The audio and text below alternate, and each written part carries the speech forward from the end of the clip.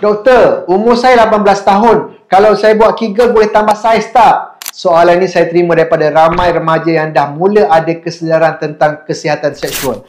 Bagus sebenarnya bila mula jaga dari awal. Tapi banyak salah faham juga yang saya perlu betulkan. Hari ini saya nak explain betul ke Kegel boleh tambah saiz? Dan penting ke sebenarnya untuk remaja amalkan senaman ini? Yang pertama, kita kena faham dulu apa sebenarnya senaman Kegel. Ia bukan senaman untuk tambah saiz fizikal Zakar, tetapi ia bantu kuatkan otot dasar pelvik, terutamanya otot PC atau nama panjangnya pubococcygis muscle.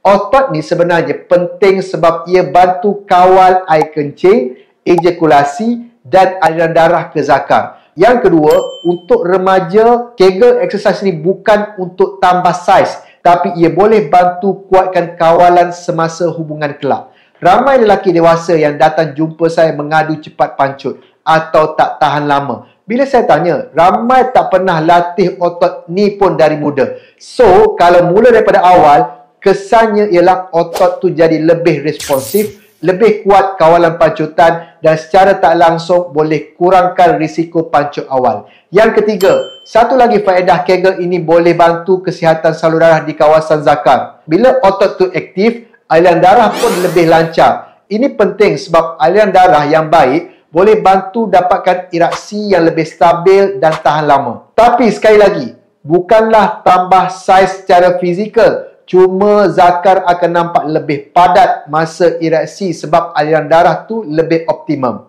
Yang terakhir, kalau you dah mula dari awal, you are training your body untuk ready secara fisiologi, bukan sekadar bergantung pada ubat atau suplemen bila dah kahwin nanti. Dan di Him Wellness sendiri, kami gunakan teknologi Kegel Chair, ibarat seperti 11,000 kali contraction otot pubococcygis muscle dalam satu sesi.